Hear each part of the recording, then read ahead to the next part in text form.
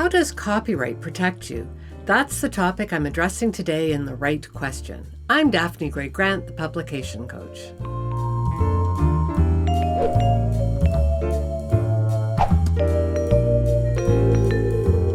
I have a question from Bharat Sharma, a writer based in Delhi, India. Here's what he's asked by email. I have 3 questions about copyright laws. 1. As writers, do we hold copyright for all versions of our work or only for the latest version? 2. What's the situation if I write an article that's published and later another site publishes an article on the same topic and then copy and paste my entire article into their new one? 3.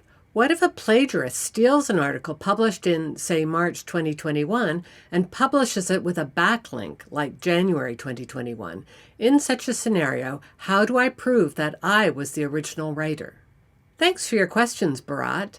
I need to begin by telling you that I'm not a lawyer and that your questions are all legal ones. I also want to emphasize that laws are different in every country, so my answers are going to be very generic and may not reflect the laws that exist in India. That said, I've asked my friend Brian, a lawyer in Canada, to review my responses. Thanks, Brian. Here is the information I can give you.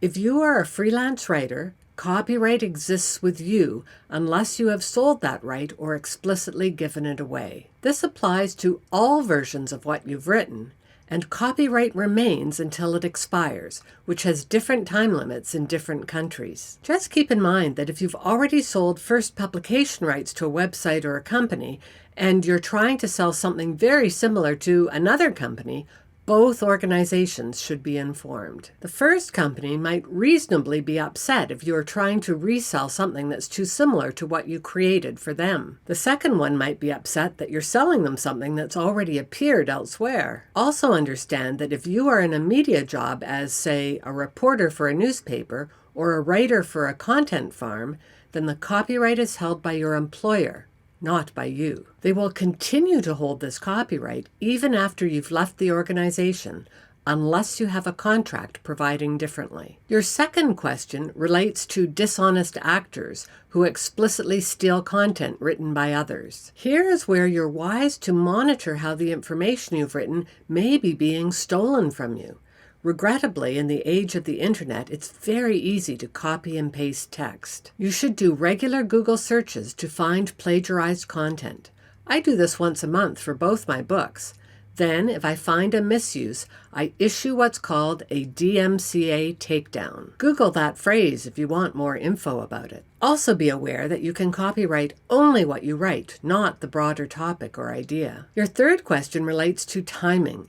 If you ever write something you think is so groundbreaking that it might be stolen, you can always email a copy to yourself showing the date on which you wrote it. As for how to prove that another site has backdated the material they're posting, you'd need to speak with a computer expert to determine how to prove that point. I'm guessing there's probably a way to do it. Finally, let me wrap up with the words of the American musician Mike Posner.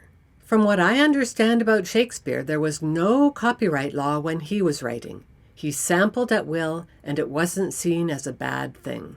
Bharat, some writers worry unnecessarily about legal protection, which is why I've ended with that quote about Shakespeare. See the show notes below for a video exploring the unnecessary worry line of inquiry. But the detailed nature of your questions makes me suspect that you've had a recent bad experience. You may wish to get some specific advice from a legal expert in your own country. Just be aware that pursuing legal options is likely to be expensive.